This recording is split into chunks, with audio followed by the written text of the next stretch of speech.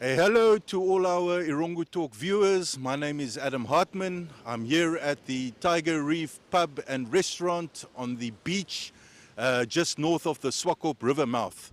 We are also under a cloudy sky, but hopefully we'll be able to tell you more about good weather happening and also about the tides. We will also be having an interview with Namdock's marketing executive Quintin Simon about the company's journey over the last 15 years and how it has contributed to the socio-economy of our country and has put Walvis Bay on the continental map. So stay tuned and we'll be right back.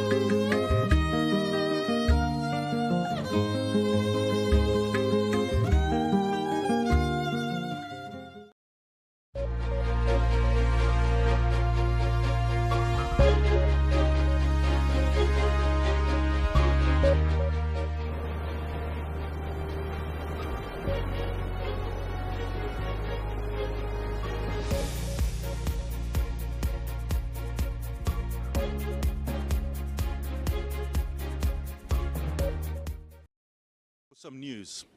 Sadly, car crashes over the 12 months of 2021 claimed the lives of 532 people, a 14% increase in road deaths compared to the 466 lives lost by crashes in 2020.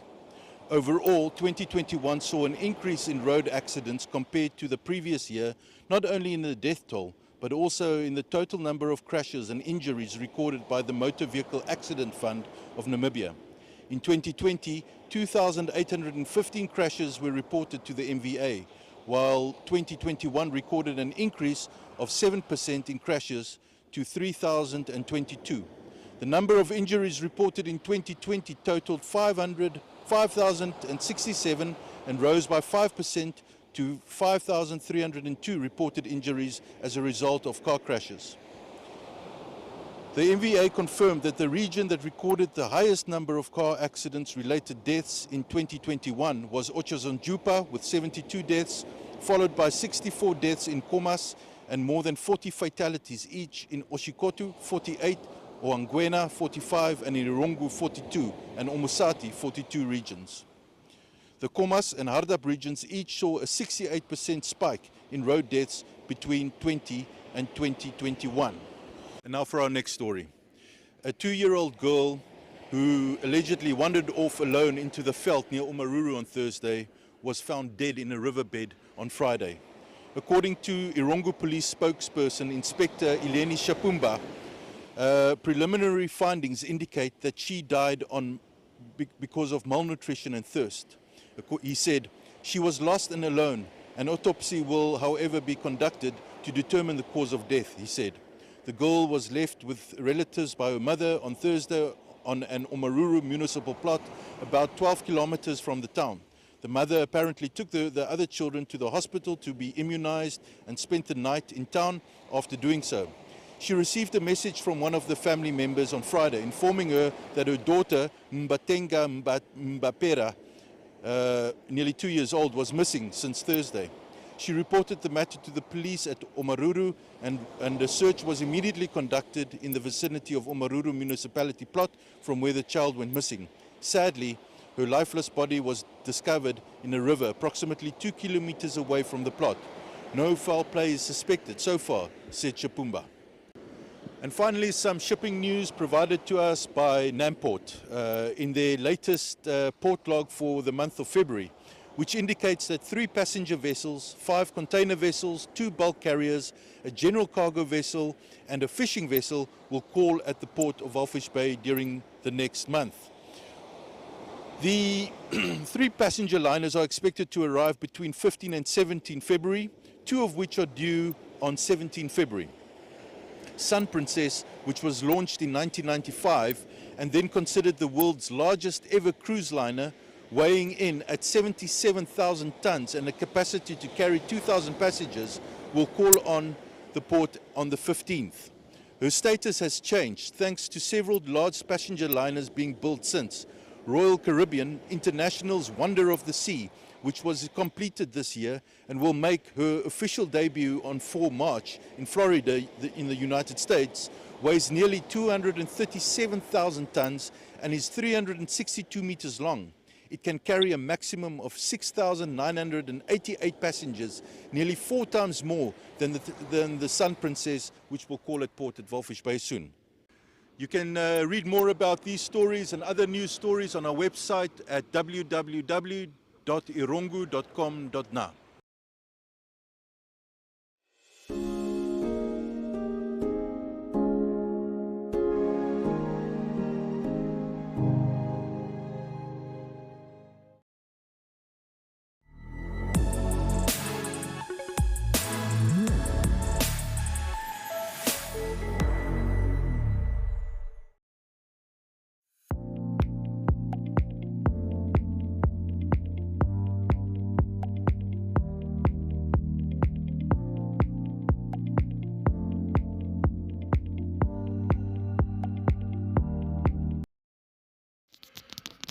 All right, excellent. We are here with Quintin Simon, Executive Marketing for Namdock at Walvis Bay. Quintin, thanks for joining us. And I just have a few questions with regards to what Namdock is all about. But please tell us, in a nutshell, what is Namdock? Good morning. Firstly, thank you for the opportunity you present to Namdock. Namdock was established in 2006.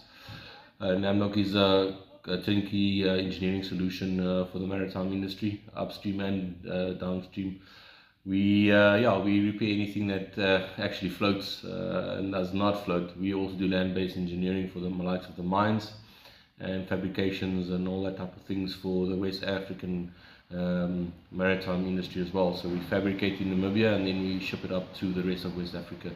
So yeah, that's in a nutshell who Namdock is. We are proudly Namibian company, wholeheartedly Namibian company, and we are proud of what we have established in Walvis Bay. Excellent. You mentioned that you were established 2006, and obviously there was a need. Why exactly was it established, and who was the founder of Namdock? The founder was a well-known businessman, Anton Pretorius, who saw the opportunity within the Namibian landscape pertaining to the repair industry required for the West African coast.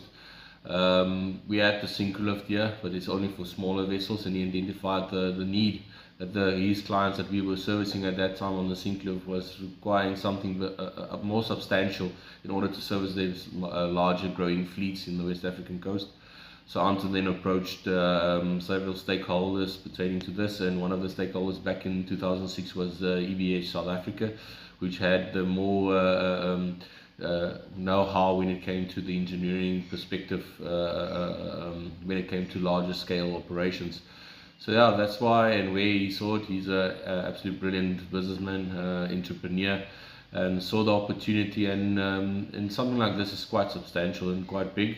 So everyone just sees the floating docks. It's not just that. There's a lot of things that happens behind the scenes, and to identify all that shortcomings, do the gap analysis in order to make something like this a reality is quite something impressive. Quintin, how many people do you actually employ, and do you have other branches? Where are they? We currently employ, we have 2 forms of employment. We've got permanent employees, and then we've got what we call FTC, fixed term contractors, which we do on a 3-month rotational purposes. It depends on the level of work that we have. So totally we employ with both those employment aspects, we employ about 700 people. But if you look at indirectly, we employ about 3,500 people in Walvis Bay for all the service providers that's directly or indirectly involved with Namdock. We have about 92 companies that are so wholeheartedly dependent on Namdock's operations and supplying services to the clients that we bring to Walvis Bay. Do you have a branch in Luderitz? No, what we do is we send gliding crews up and down. So we haven't ever also due to that was one of the diversification plans of Namdock, is in order to move or to establish more area in more areas, not only in Luderitz but on the west coast of Africa. But due to COVID, we had to step down from that. It's something that we will revisit as the market opens up now again. And we've already heard of what's happening in Luderitz at the present stage pertaining to the oil and gas exploration. So it's definitely something that we as Namdock will look at. We always look at how we can diversify, how we can bring our service offering closer to our clients. Into West Africa, it's a bit more complicated due to travel restrictions, but also with the SADC agreements that's being made by several African countries, or the whole Africa actually, it will make travel much easier, it will make visa restrictions much easier, so it will make it easier for Namdock then to expand our service offering to our clients to the rest of West Africa. So from over the past, let's say 15, 16 years since your establishment, how would you describe how Namdock has evolved from its beginnings to now? It's been quite impressive. In 2006, we brought our first floating docking, which is ironically named Namdock Number 1. And from there, we increased our fleet to 3 floating docks with a lifting capacity of over 480 meters. And since 2006, we also established us as a key player within the rig repair industry. We have done several types of rig repairs, conversion projects. So just on an aspect from the sizes of projects that we have started with, where we started with small one vessels up to rig repair projects of 75 to 95 days. We had on the Sickness 701 back in 2009, we had a total of 2,000 employees on site doing projects like this. So yeah, it's been, and the technology advancements that we have had. Namdock's always looking in to be the leader in the market when it comes to how effective and efficient we are pertaining to the service offering that we offer. Because all our clients is charter based or is operational based, so that each time they're out of operation they lose money. So the quicker we turn their vessels around at a high quality, the better for them, because they can start earning money again. So all these technology advancements, we look at them, how we can improve that, and how to improve our quality, like I said, how to improve our turnaround time. So you see where we started and where we are presently now. It's quite impressive on a technology based and as well as and on an asset base. So in short, in a sentence if possible, your greatest challenge to date and the greatest success to date? Our greatest challenge to date still remains the vocational training side of things, but it's something that we are seeing as an opportunity within the landscape. All of our employees has been trained and developed within Namdock, but we're also engaging and constant engagement with stakeholders within the educational side of Namibia. To see how we can advance and assist with the curriculums in order to give our guys the operational know-how, not just the book knowledge, but also the operational know-how, so that when a guy gets out of the university, he can directly step into the operation and not have to receive additional 6 months to a year training in order to understand the marine repair industry. Another challenge that we are also facing is, of course, everyone had COVID-19. 75% of our business also directly connected to the oil and gas industry, so the fluctuation of the oil and gas prices, and that's also not also once again it's opportunity to diversify, to see where other opportunities is. We had the opportunity to do a vessel for the Beers Marine, which was the first in the history of Namdock, as well as the marine repair industry in Namibia, where one of the vessels was dry docked. So that's opportunity that was seen by several stakeholders, and the opportunity being given, and it was quite a successful project from the Namdock side. And yeah, the biggest achievement is we are a people-based company, and we are focused on to develop the economical sector of Erongo. And if you see, we've had about between 6 and 8 billion Namibian dollar downstream effect since we started back in 2006. And everything that has been established around the yard, and the amount of employment that we've created, and now amount of economical growth that Namdock has put forth, is quite a big thing for us, because we're a people-focused company. It's something that we try to achieve and try to bring to the Namibian economy.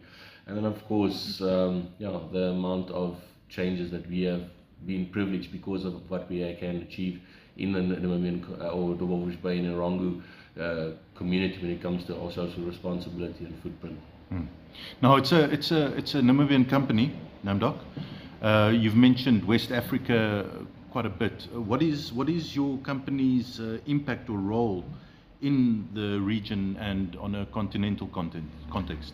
Yeah, we are the single biggest privately owned shipyard on the west coast of Africa.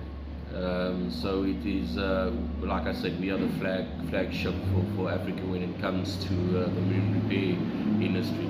And 95% of our clients is internationally based, which is operating in the whole West Africa, all the way from Nigeria down to South Africa. So we are a key stakeholder and service provider to these marine assets to assure that they stay in operations, make sure that they don't have to sail to the rest of to Europe and Americas and the Chinas of this world, and have a service offering right here at home, as we call it, and make sure that our marine operations stays active, because we all understand how massive the marine operation side of things is in a trading aspect, in an oil and gas trading aspect and operational aspect. So yeah, we are here to service our clients. We are here to assure that we stay and remain the leader on the west coast of Africa, and also enhance technology-wise, enhance skill-wise, not just for the Walvis Bay market, but also to advance and uplift the skill and level of skill for the rest of the West African market, because the people that work with us is internationally certified. You could take them from Walvis Bay and put them in New York or in any shipyard in the world, and they will be able to do a job that guys are doing there. That's the level they are trained at, and that's the level of execution that they do. So that provides and showcases that Africa has the capacity, and then the rest of the world can see it, and then can bring foreign investment to other African countries to develop this type of sector. There's just to zoom in onto the oil and gas industry. There's a lot of rigs outside of Walvis Bay. Are they all being serviced by Namdock, and what is the potential rig servicing has for Namibia? The current rigs that's currently hanging outside, there's two aspects. There's some of them that's prepping for drilling operations, either in Namibia or in the rest of West Africa. And there's other ones that is currently what we call hot stack or cold stack. This is pertaining to them not having contracts at the present stage. And due to the Namibian landscape, as well as the port's accommodation, and our port is world-class, Namport provides a world-class service at a very, very reasonable rate when it comes to compared to the rest of West Africa. So then they are hot stack or cold stack here, waiting for the next contract opportunity. And when it comes to rig repair industry or rig industry in Namibia, it's a substantial industry. There's a lot of rigs. I think currently there's 138 rigs active in West Africa. And all of them is like a ship. They need to be repaired and maintained each and every 5 to 10 years for the maintenance periods, what we call intermediate or surveys. So yes, it's a massive industry, and we are, as Namdock, trying to tap into that market again. We had 2 rigs here from Sapura Drilling from Singapore. We're currently in negotiation discussions with several other rig companies in order to bring the rigs down here, because it's substantial. It's a very short turnaround period when it comes to these projects, but it's also very high value projects. And it's not just the high value projects for the likes of Namdock and Namport, because we utilize Namport's fantastic infrastructure, their key sites and all that type of things, but all the rest for the town. We believe for each and every dollar that gets spent with Namdock, when we have projects like that, about $2.5 to $3 gets spent within the town of Walvis Bay. So work-wise, economic-wise, it's a substantial injection into the economy, and that's why we are pursuing that very, very aggressively in order to bring these rigs back to Walvis Bay. Oh. Now, finally, where to from here? Where do you see Namdock in the next 5 to 10 years? The future for Namdock is absolutely open and brilliant. We are looking in all, like always, in increasing, like I said, our infrastructure, our service offering, how we can complete the value chain when it comes to our service to our clients, and then of course expanding our footprint into Africa, taking the Namdock brand into the rest of West Africa or the east coast of Africa. As all know what's happening in Mozambique, pertaining to the LNG that they found there, Guyana, what's happening there. There's a lot of needs and wants when it comes to our clients in the rest of West Africa because of the high quality service that we provide, and at the cost that we can provide it to our clients. So yeah, the future is bright, and then we also like to expand our service offering to our Namibian partners, the fishing industry, like I've mentioned, the Beers Marine, as well as the mining sector. The mining sector in Namibia is busy booming. As we all see, there's mines opening left, right and center because of the opportunities that's here. So we want to diversify our on-land engineering capacity and capabilities as well. So there's a lot of opportunities, and then we want to continue with our family-focused way of doing business in Namibia. We want to do changes in the landscape, like I've mentioned. We want to assist in the education. We want to assist in development. We want to build the Erongo region. Our governor, Mr. Honorable Neville Andre, always said it is the amazing or the powerful Erongo region, and we want to continue building on that. We want to make Erongo region the #1 region in Africa, in Namibia, and establish that for kids to combat this unemployment that we have. Doesn't mean you just need to be in the marine industry, but we can identify other areas and assist and develop. As I said, we are a people-focused company, and we will continue to do that from all stakeholders, from the shareholders down to the board, to our senior executive management, down to the floor. We are here to make a sustainable business and be here for a long time still. Is there anything else you would like to say? I'd like to just thank you for the opportunity once again, and then I want to tell the people of Namibia they can be proud of what Namdock has established, or tell Namdock people that and I want to thank all stakeholders that made the success story a success and supported us through all of these years. Without each and every stakeholders, I'm talking from the cleaner on our floor to the guys here at the hotels. If it wasn't for them, we wouldn't been here. I always say when I travel abroad, I sell 5% of the yard and 95% what I sell is Namibia, and that makes my job very easy, because Namibia, from a government perspective to the Walvis Bay community, makes it very easy, because we are effective and sufficient what we do. Our country is safe, and that makes our people want to come here. So I want to thank everyone, and I think Namibia has a bright future, and we just all have to take hands together and build on it. Excellent. Thank you, Quintin. All of the best. Thank you very much. Great. It looks like you've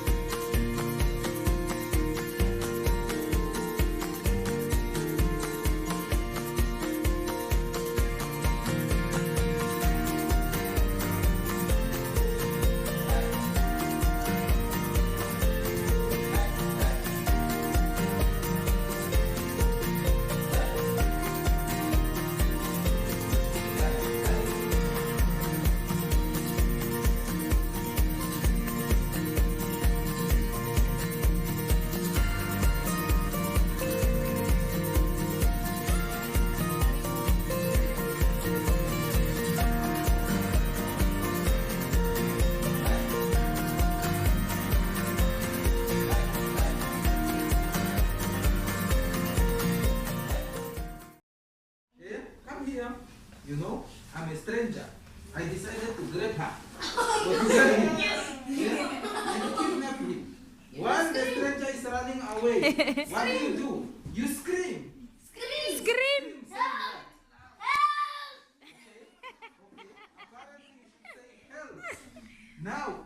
I want to teach you something today. I will scream. After I scream, I want you to repeat after me. Okay. Are we together? Yes. You repeat after me. When the stranger happens to grab you and he is running away with you, you scream saying, "Not my mother, not my father." But you have to say it so loud so that everybody in the surrounding will be able to hear you. Let's go. Not my mother, not my father. But you have to say it loud. Yeah? Let's go. Not my mother, not my father. Again? Not my mother, not my father. Very good. Now, when you do so, people in the surroundings, they will realize that child is in trouble because you are screaming, "Not my mother, not my father," and at the same time you are kicking and biting his nose and everything. Yes, you know, sometimes who else? Come. You know, the stranger will hold you like this. When the stranger is holding you like this, what do? Remember, you know what is this? This is the nose. It's my nose. This is a stranger's nose. So you should know that this nose is exposed. You know, I exposed my nose to you. What do you do with your teeth? Those small teeth of yours. Bite him. Bite him here. He will leave you. He will put you down. The moment he puts you down, what do you do? You run. You run. You run away. Very good. Yes, you run for your life. That's what you should do. Are we together? Yes. Are you guys following? Yes. Very good. The head. We are talking about your...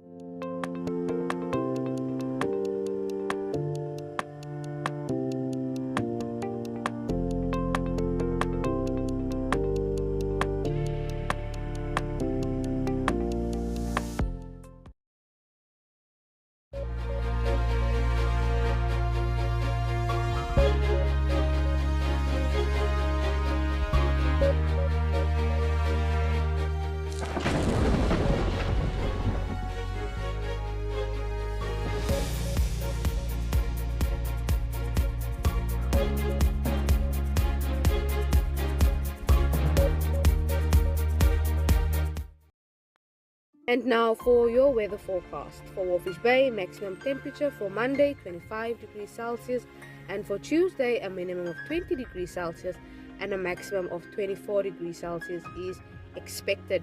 A southwesterly wind of 13 kilometers per hour will prevail on Monday. Sunset is expected at 14 minutes to 8 Monday evening, and sunrise is expected at 14 minutes to 7 Tuesday morning. For your tides, high tide was at 24 minutes to 8 Monday morning. Low tide will be at 13 minutes to 2 Monday afternoon. High tide will again be at 4 minutes to 8 Monday evening, and then low tide 20 minutes to 2 Tuesday morning. For Swakopmund, maximum temperature for Monday 23 degrees Celsius, and for Tuesday a minimum of 20 degrees Celsius and a maximum of 23 degrees Celsius is expected. A southwesterly wind of 11 kilometers per hour will prevail on Monday. Sunset for Monday is expected around 40 minutes to 8 Monday evening, and on Tuesday morning sunrise is expected at 14 minutes to 7. For your tides, high tide for Monday morning was at 23 minutes to 8, low tide at 17 minutes to 2 Monday afternoon, Monday evening 3 minutes to 8, and then for low tide will be at 20 minutes to 2 Tuesday morning. For Henties Bay, maximum temperature for Monday 23 degrees Celsius, and for Tuesday a minimum of 20 degrees Celsius and a maximum of 24 degrees Celsius is expected. A southerly wind of 11 kilometers per hour will prevail on Monday. Sunset expected for Monday evening will be around 14 minutes to 8, and sunrise for Tuesday morning around 12 minutes to 7. For your tides, high tide was at 21 minutes to 8 Monday morning, low tide at 1:45 Monday afternoon, high tide 1 minute to 8 Monday evening, and then low tide is expected at 18 minutes to 2 Tuesday morning. Moving inland to Aranda's maximum temperature for Monday 32 degrees Celsius, and for Tuesday a minimum of 19 degrees Celsius and a maximum of 32 degrees Celsius is expected. A south-southwesterly wind of 11 kilometers per hour will prevail on Monday, and then sunset is expected at 16 minutes to 8 Monday afternoon, and then Tuesday morning sunrise is expected at 15 minutes to 7. Maximum temperature for Monday 33 degrees Celsius, for Tuesday a minimum of 19 degrees Celsius and a maximum of 35 degrees Celsius is expected.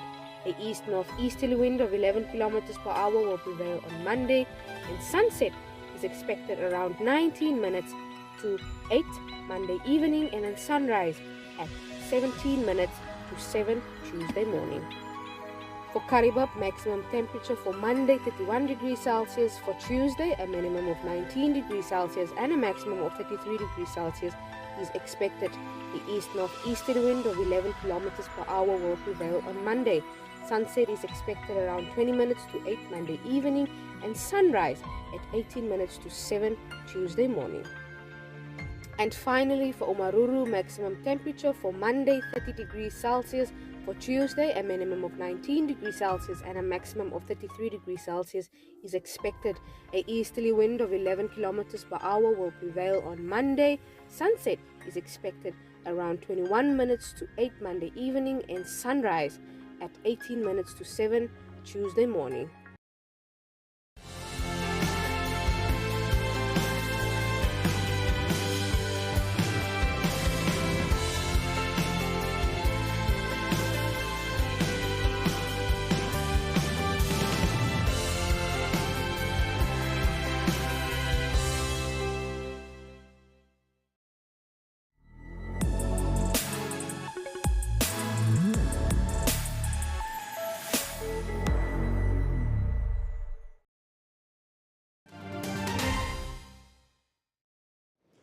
Unfortunately, we've come to the end of our show today, but if you would like to share some news with us, you can do so on our WhatsApp and Telegram channel at number 0811 7000040.